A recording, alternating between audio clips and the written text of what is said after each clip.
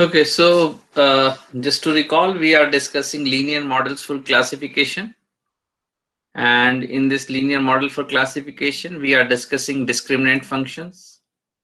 We have found out that discriminant functions, there are, just to estimate the parameters, there are three methods. One is least square, Fisher linear discriminant, and perceptrons. So in these three methods, we have already discussed least square method to estimate the parameter for linear discriminant, right? And today we will discuss Fisher linear discriminant. So just to recall, least square classification, we were estimating the parameter of a hyperplanes. We found out that for K class classification, there could be K hyperplanes. And for every hyperplane, we can find out we can estimate the parameter by minimizing the sum of square error function. And it is symmetrical to the least square error for regression. And this is what we have discussed. We found out that it has a very nice property that if your target variables are following some linear constraint in terms of A and B, then your prediction will also follow the same constraint, which says that the sum of the prediction for all classes should sum up to 1. But it doesn't say that this can interpret as a probabilistic view, because the sum can be from any that entries can come from a real number, right? It can be 199 minus 99, right? 100 and minus 99 is still 1, but we can see that it is not, doesn't have any probabilistic view. Okay, we then said that in linear square, these least squares classification, they are not robust to outliers. So ideally, if we are seeing this figure on left hand side, we see that there are two classes, and if you find out a hyperplane. So in this figure, there are two methods that have been applied. One is logistic regression and other is least square method. So magenta color is shown by least square method and green color is shown the decision boundary of logistic regression. We see that both performs equally well when we have this kind of scenario, right? When we don't have any outliers. But when you put some outliers here, these outliers have a property that they can attract this decision boundary of a least square classification, right? So this is a hyperplane that you are finding out using least square method. This is shown in magenta, and it is actually attracted by these outliers, right? So then you see that logistic regression is invariable and it is more robust for the outliers. So this figure also signifies that if you suspect that there could be some outlier, so it is always good to go for logistic regression in comparison for least squares, right? This is what it says. Okay, now Fisher's linear discriminant. So this is the second method we are going to estimate for the discriminant functions, right? So you know what is discriminant function. Discriminant function always give you the label of a class directly. So let's see how this Fisher's do. It suggests, right? So for an example, I have one class in red that is shown as C1, and the other class is shown by all blue samples as C2, right? We want to find out some discriminant function which says that if it is greater than some value, then all points belong to one class, and if it is less than some constant, then all points belong to some other class. So this is discriminant function, right? So discriminant function is nothing but you can always compare in terms of some constant. If it is greater than, you just classify it to one class, and if it is less than, you classify it to some other class, right? Similar for these multi-class linear regression problem. Here you have k values, and you are just saying that all of the k values, which is the greatest one in least square, you say that you just sample belongs to that particular class, right? So you are directly labeling your sample with the class label based on some decision, right? And decision is in terms of some comparison. So here for binary class classification, you say that if I have some constant, I say that if that my value for a discriminant function is greater than that constant, you classify it to one class, and if it is it is less than, you classify it to the other class for binary classification problem. So let's understand this slide very thoroughly to make to get a intuitive feel of it, right? So we say in Fisher's linear discriminant, one way to view a linear classification model is in terms of dimensionality reduction. So here we take an advantage of dimensionality reduction. What we do, what we do here, we try to reduce the dimension of a given sample from d dimension to one dimension, right? From d dimension to one dimension. It means I am projecting all my points on some vector, right? Let's say that vector is represented by w, and not to mention again and again, because I have asked you and I have given you a very thorough detail of hyperplanes, and I have told you what do we mean by projection there. So same things applies here also. So I will take it trivial because I have explained it well. So you just go and refer to my previous slides and video lectures where I have explained the hyperplanes, right? So now I say that I want to project these points on W vector. So let's say this is my reference, right? And this is my W vector, unit vector. And I want to project this point, let's say, onto this W vector. I will take a dot product, right?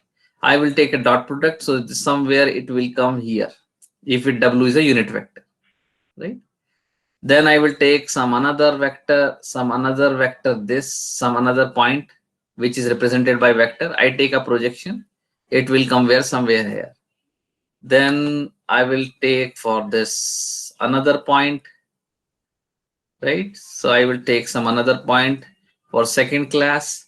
I take a projection of this point on this W vector, and it will come somewhere here, right?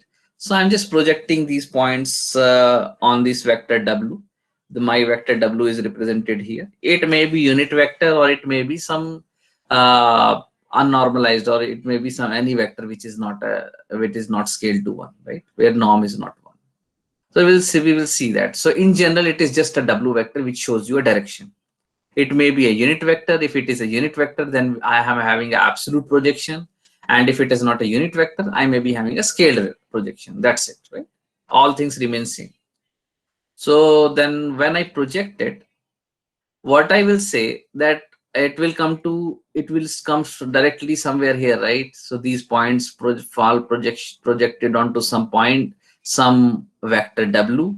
Then you decide that till here, till this point, on left, all points belong to class C2, right? And on the right of this constant W0, you say that all points belong to C1. Let's say some unknown point come to you. This unknown point come to you. You just take a projection on W vector for this unknown point. It will come somewhere here because it is less than W0. You just classify it as C2. Right? This is the whole idea, right? So is this understood? Yes or no?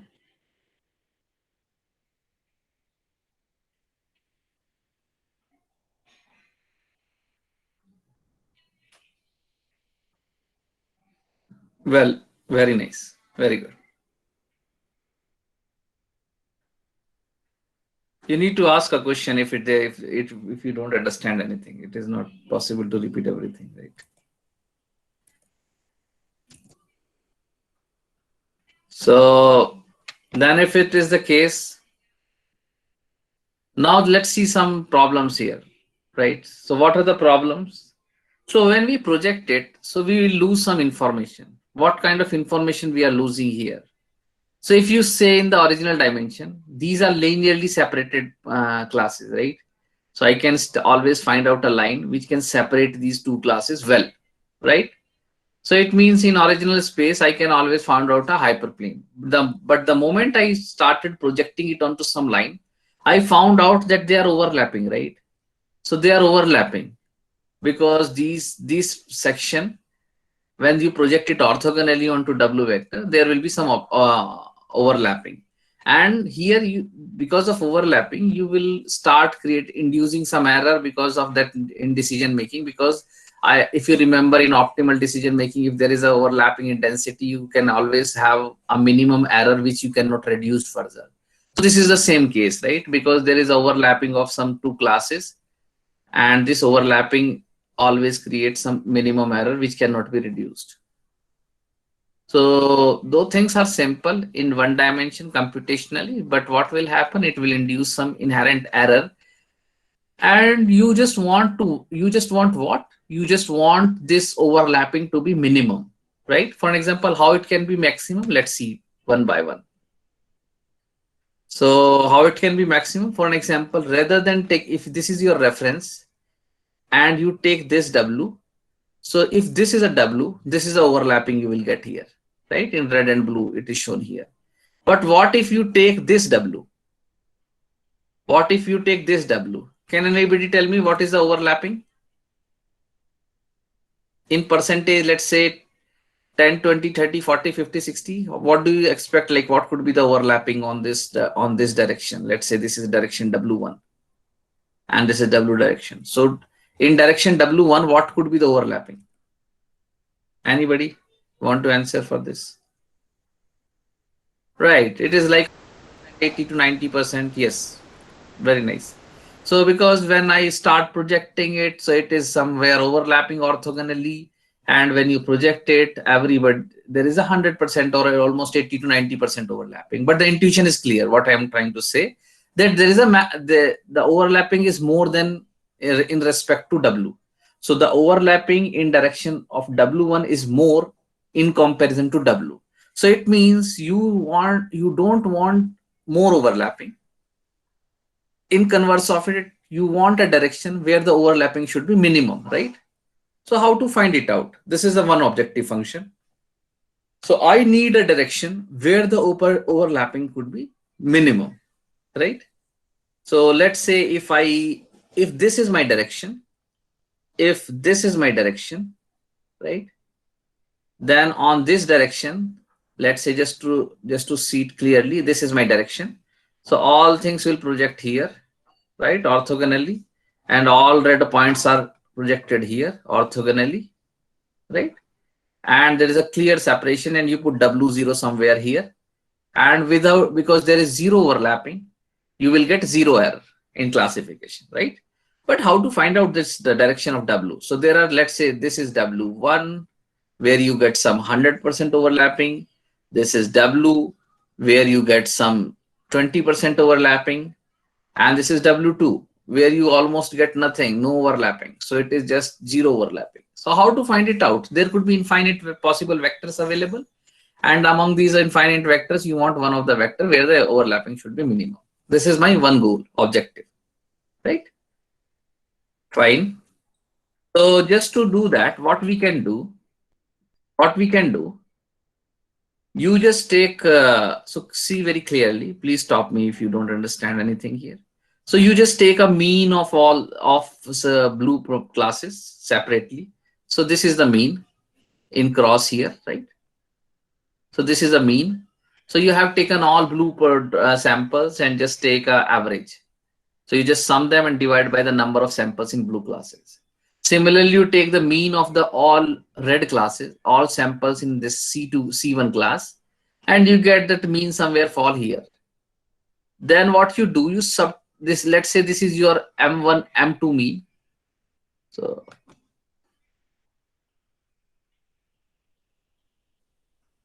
this is your M2 mean, right? And this is your M1 mean. If I subtract M2 from M1, what I will get? If I subtract M2 from M1, what I will get? M2 minus M1. What do you think what I will? A line joining M to M1, the vector that is. Right, you should say vector, not line. So it is a vector that is going from M1 to M2, and the length of the vector will be given by this sum M2 minus M1, right? It is a vector. It is this vector, right? And when I say it is a vector, it means it is a magnitude and a direction. So direction, it is going from M1 to M2. This is a vector m2 minus m1. Fine. Now what you want, so let's say there is a vector w. So there is a vector w, right? This is, let's say, this w vector. If the same thing apply here also, if you project, okay, just to clearly see. So let's say this is a vector w. When you project m2, this was m2, right? When you project m2 on this vector, it means you are just saying w transpose m2. So it will come where, somewhere here. The projection will come somewhere here, right? And when you project m1 on the same vector w, so this is a w vector, the projection somewhere come where, here, right? So you just subtract now the projections. So let's say this is projection p1, p2 respected to m2, and this is the projection p1. So now if you subtract if you do p2 minus p1, it is nothing but you finding out the difference between projections, right? How you will make sure that the overlapping will be minimum in terms of p2, p1? How you will make sure that the overlapping should be minimum? What do you think from projection p2, p1? Will they be near to each other? Will they be far to each other?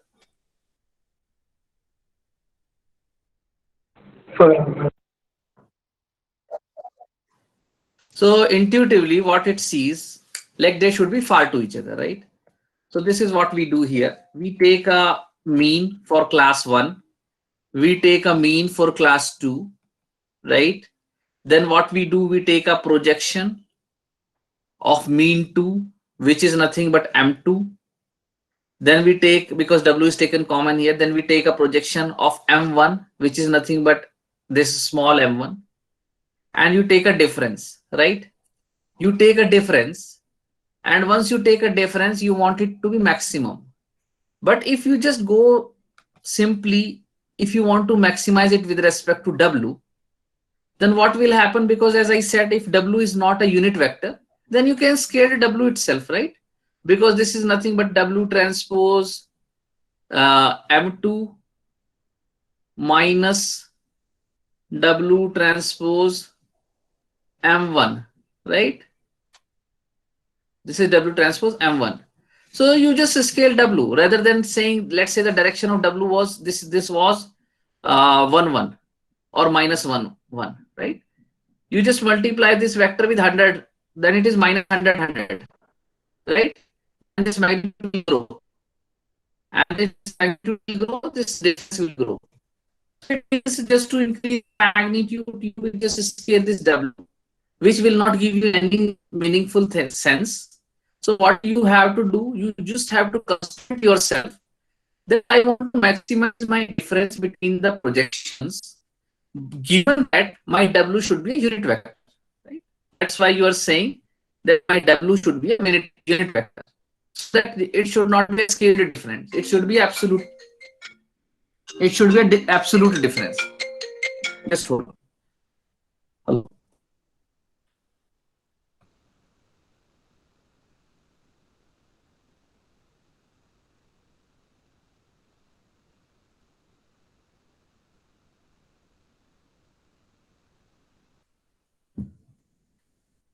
So you got my point here. Do you have any problem in just understanding this equation? Anybody want any confusion or question here?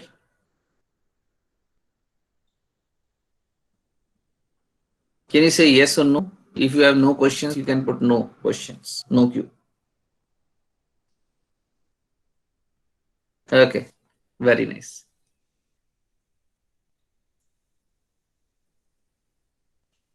Very good. So then it means it's a constraint optimization problem. I want to maximize the difference given that the norm of the W should be 1. So to solve this constraint optimization problem, we do some Lagrangian techniques. So I and then maximize it. So I want to maximize this. It means I want to maximize this given this constraint, and right. So given this constraint, so how I can do? I can just take a Lagrangian multiplier with this. So it is nothing but W transpose. This is my objective function. W transpose M2 minus M1, right? M2 minus M1. I take the Lagrangian multiplier minus lambda, and the norm is nothing but it is W transpose W, right? W transpose W minus 1, right? You take a derivative with respect to W, what you will get? You will get M2 minus M1, M2 minus M1 minus 2 lambda W, and you put this derivative equals to 0. What you will get? You will get W equals to M2 minus M1, M2 minus M1 divide by, right? This is my vector M2 minus M1 divide by 2 lambda, right? So it is 2 lambda. So here you say, so my W is nothing but it is equal to this value. But if I am just caring about my direction only, so the direction is nothing but it is M2 minus M1. So that's why here it is written that W is nothing but it is proportional to M2 minus M1. So which is nothing, it's a direction. What is, how much magnitude you want to take, it doesn't matter, because the only thing that cares is what is the direction in which you need to project so that the overlapping should be minimum, right? But it doesn't really solve our problem. Why? Because the other factor that comes into play here is that what is the, how my classes are scattered, how many samples are scattered to the space, right? So for an example, how many samples are scattered into the space? So though this difference between the minimum projection is more in this slide, right? So the difference between the projection here is this one, and the projection on this direction is this one, right? You can clearly see that the projection difference is more in left than right, right? So it is more in left figure than right, which was our objective. But here overlapping is also more, right? Here overlapping is also more. So it means not the only one objective will not satisfy my criteria, where I want to maximize the difference between the projections of the mean. The other criteria is I want to minimize the variance of the projections in class itself, right? What does this mean? So see carefully. Here, this is my class, right? So it has some scatteredness. It has a cloud, it has some scatteredness. When you project it, it is also scattered in the projection also, right? So there is a variance. So how far it is from the mean. This is also having some scatteredness for red class. So this is my mean, how far it is scattered from the mean. So I want to minimize this variance of projection within the class itself. So for an example, the variance of the blue class is minimum here in comparison to this variance when you take the direction. So it means you have two objectives. First, you want to maximize the projection of the mean, difference of the mean, and then you want to minimize the variance within the class itself, right? Is this clear to you intuitively? Yes or no? Yes, sir. Okay, please type yes or no. So I can see I should see the participation in the class from everybody. Very good. Very good. So now if I see like now the two objectives are clear. So I want to maximize the difference between the mean of between the projection mean, and I want to minimize the variance of the projections within the class, right? So let's see how to calculate the variance within the class. So I am just calculating this variance, only this variance of one class first. Then I will calculate the variance of second class, and if there are k classes, I will calculate one by one. So can anybody tell me how to calculate the variance of a projection?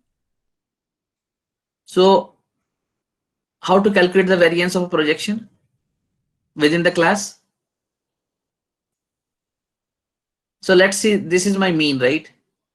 So this will get projected here. So this is my mean of a projection. Then I will project every point.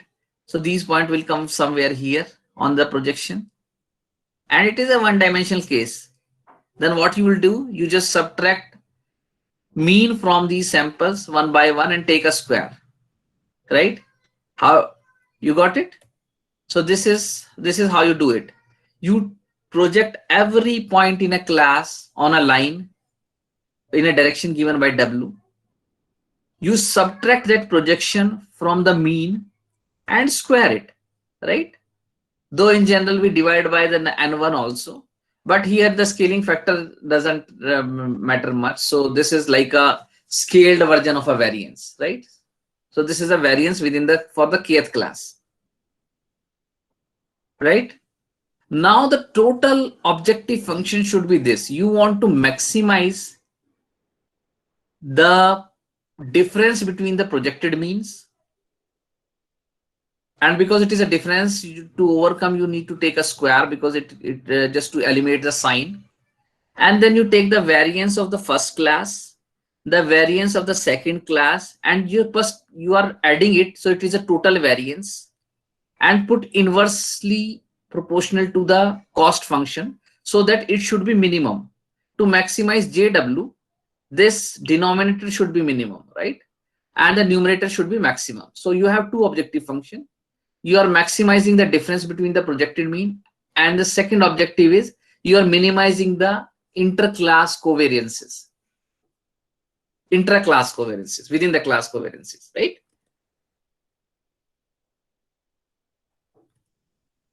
Any questions so far here?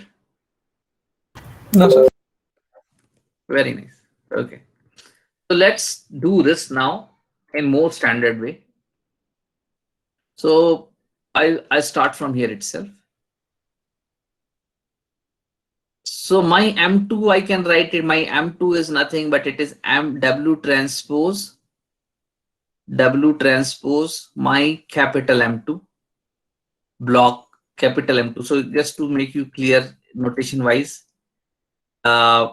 this mean vector we are mentioning as a bold M2, and the projection here on this slide we are just showing it in italics, M2, right? This is in italics. So this italic M2 is nothing but it is a projection one, and this capital M2 bold M2 is nothing but it's a mean vector, right? So here I am saying this mean vector M2 bold one, right, minus W transpose M1, right? You want to take a square of it. If you want to take a square of it, I said that it is nothing but you can do transpose of this. So you say, so first I just simplify it. You can write it W transpose M2 minus M1, M2 minus M1, right? And you need to square it, right? You need to square it. So what you can do, you just take W transpose. It is nothing but it is X transpose X, as I told you the old technique. So you do W transpose M2 minus M1, right? So it is a scalar quantity, right?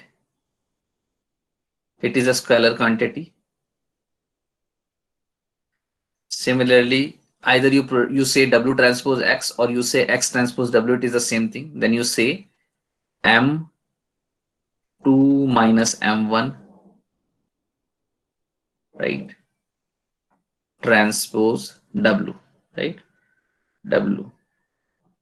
It is the same quantity. And when you multiply these quantity twice, it is a square, right? Now you just see carefully, it is, you just club these two vectors here, m2 minus m1 into m2 minus m1 transpose, right? You can write this inner form as SB, right? SB. So the numerator you can write here is now as W transpose SB W, right? This is the numerator. So denominator, I just do it for one. So denominator, what you do, this is this is for one matrix, this is for one class, and yn is nothing but it is a projection for one point in a class, one sample. So it is W transpose xn, W transpose xn, right? W transpose xn. Mk is that nothing but the mean of that particular class, which is nothing but a projection on W. So it is bold Mk, right? Mk. You want to take a square, right? You want to take a square of it. So the same trick applies what I have applied here, right? So you just take W in common, W transpose xn minus Mk, xn minus Mk, right?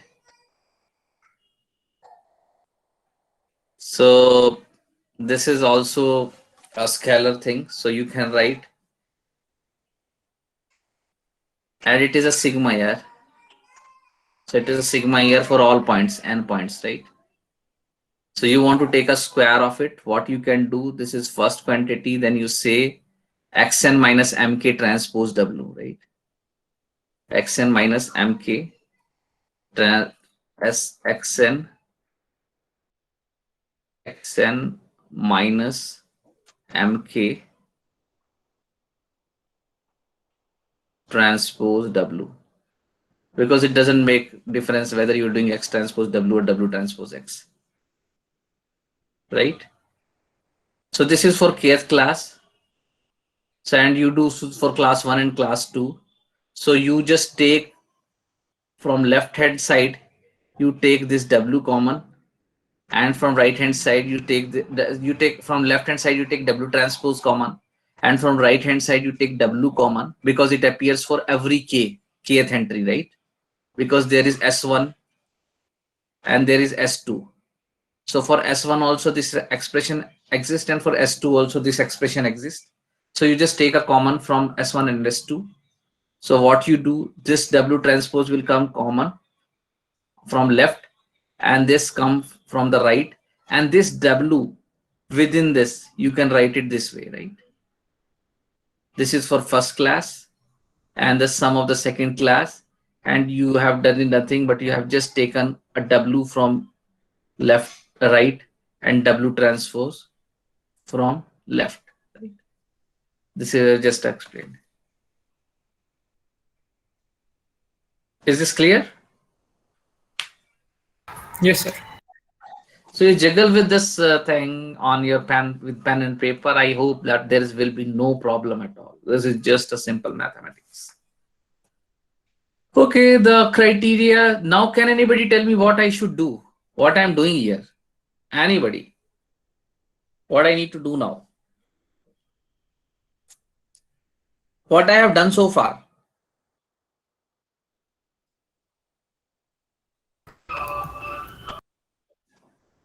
Anybody? What I have done so far? Can anybody tell me what I'm doing actually, or what I want to do, or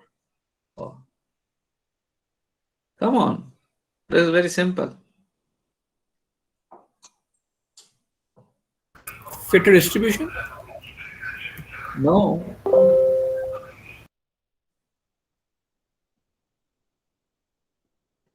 Nobody? Minimize the cost function. Very good, Amitabh. Very good. So what is my cost function?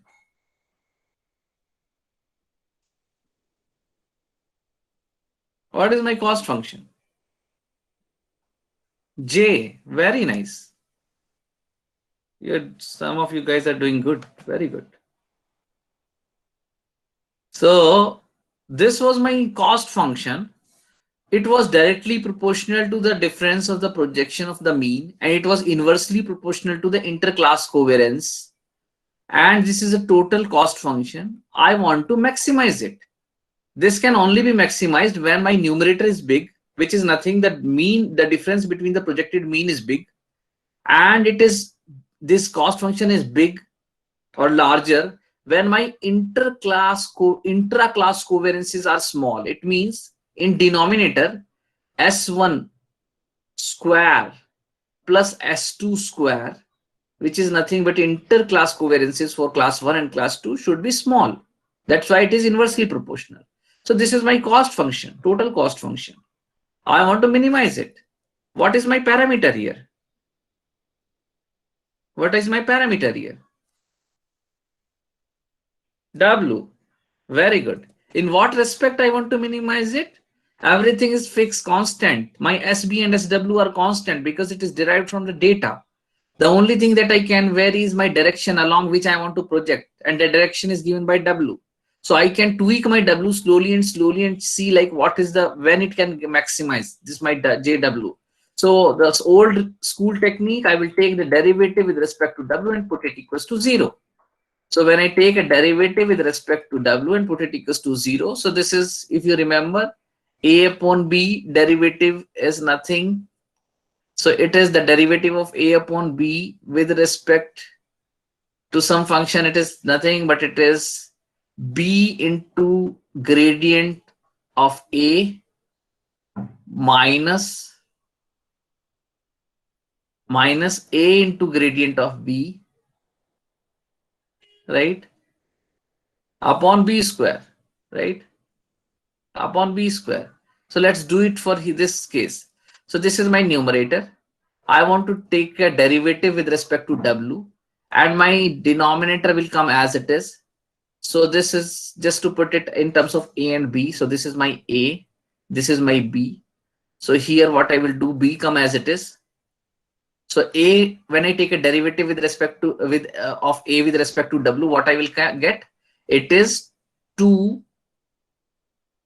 into SBW, right?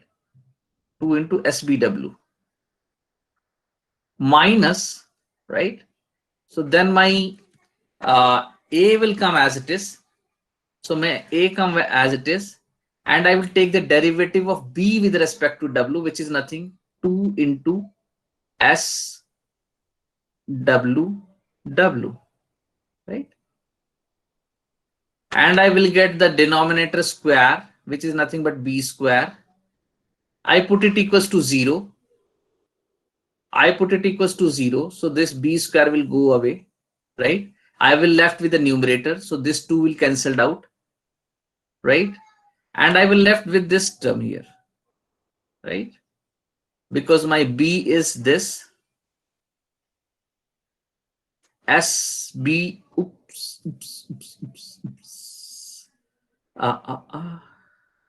Okay, so my B is this actually, just a minute.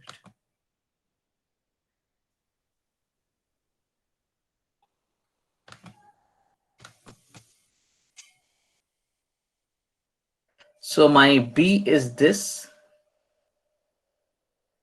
term, SBW is this,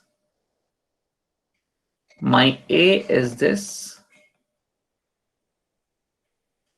and SWW is this, right? So I will left with this, and what I do, just this is the last statement which you need to carefully understand it, which implies this. So I am just finding out my direction of W with this by this expression. So let's understand it, what I'm saying. So if you remember, my SB was what? My SB was M2 minus M1, M2 minus M1, M2 minus M1 into m2 minus m1, m2 minus m1 transpose multiply by w. So you just start giving me answers. What this product will give me, scalar or a vector? Quickly. Vector. It is a dot product. Scalar. It will always be a scalar. It's a dot product, right? Very good. Very nice. So this is a scalar. And what is this? M2 minus M1. What is that? M2 minus M1. Bold M2 minus M1. Vector. Vector. So when I multiplied vector with scalar, what I will get? It is a Vector. Vector. It's a scale vector, right? So what is SB minus W? It is a vector in which direction? SB into W is a vector, but in which direction? In the same direction as M2 minus M1. It is the same direction M2 minus M1. So I can say that it is a vector in any vector, but the direction important. I am not sure what is the magnitude, but I am very sure the direction will be M2 minus M1, right? It is a quadratic product, which is nothing but it will give me some scalar value. So it will give me some constant value C1, right? Scalar value, I would say. It is also some, it will be some scalar value C2, right? You agree with me, right? X transpose AX will always give me a scalar value. If you don't believe me, just do it on pen or copy. So this is a scalar value. This is a scalar value. This is a vector, but the vector is in direction of M2 minus M1. So it means this is also a vector when you bring this C2 somewhere here. So it is C1 by C2. So this is nothing but it's a vector, but in what direction? M2 minus M1, right? So on my left hand side, I will left with SW into W. This will go somewhere on the right. So I will get C1 by C2, which is nothing but a scalar, into SBW. SBW is a vector in the direction of M2 minus M1. C1, C2 is the some number, and you multiply that number with some vector, you will get again a vector, which is a direction into M2 minus M1. So somewhere you are saying that SW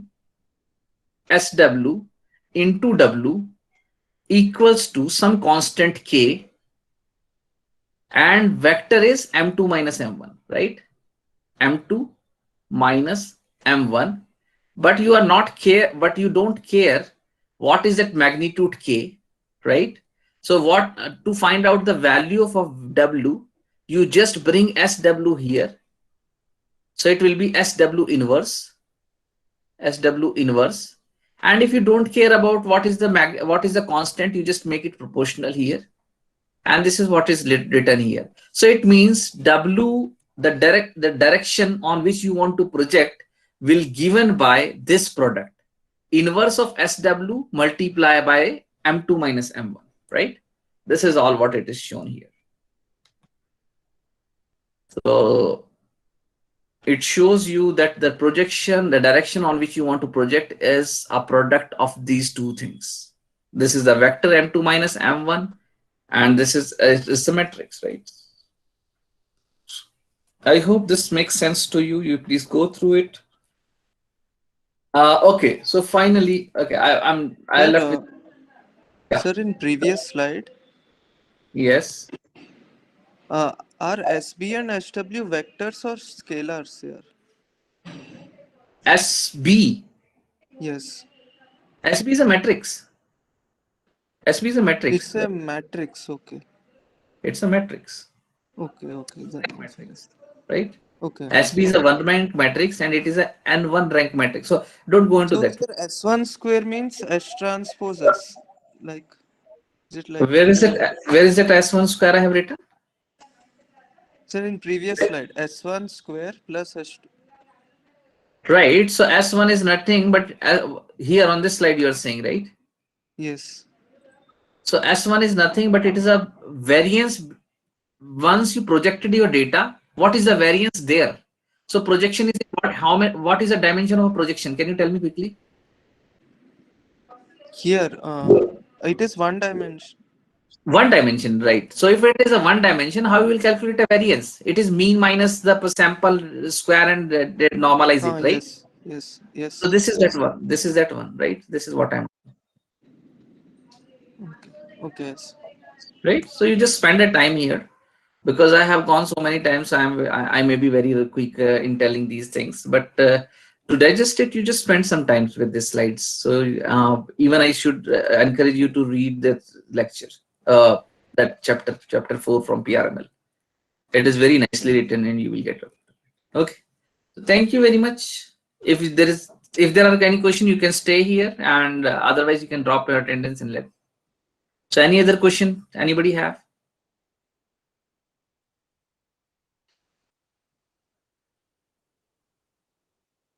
Okay, then I stop recording then.